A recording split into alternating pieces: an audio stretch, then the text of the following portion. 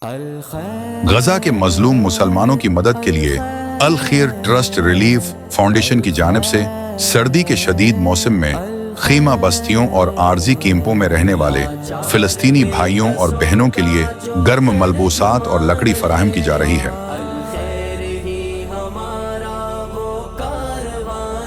ये लकड़ी खाना पकाने और सर्द रातों में आग जलाने के लिए उनकी जिंदगी की एक अहम जरूरत है। गजा में मौजूद अल खैर ट्रस्ट के रिजाकार ने कहा, अल्हम्दुलिल्लाह वस्सलातु वस्सलामु अला हबीबिना व शफीइना मुहम्मद सल्लल्लाहु अलैहि वसल्लम।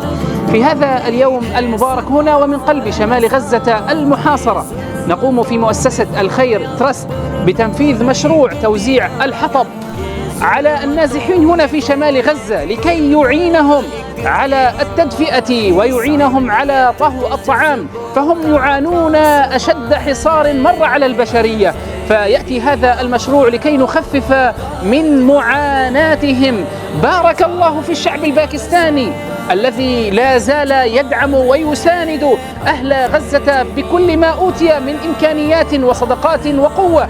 بارك الله فيكم الشعب الباكستاني العظيم، جزاكم الله خيرا، جزاكم الله الجنة ورفع قدركم وتقبل منكم صالح الأعمال، اللهم آمين آمين।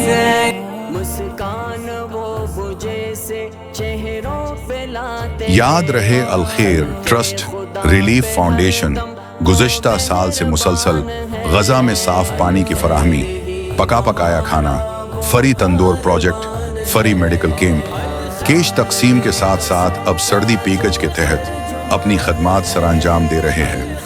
आए मिलकर उन मजलूम मुसलमान भाइयों की खिदमत में हमारा साथ दीजिए।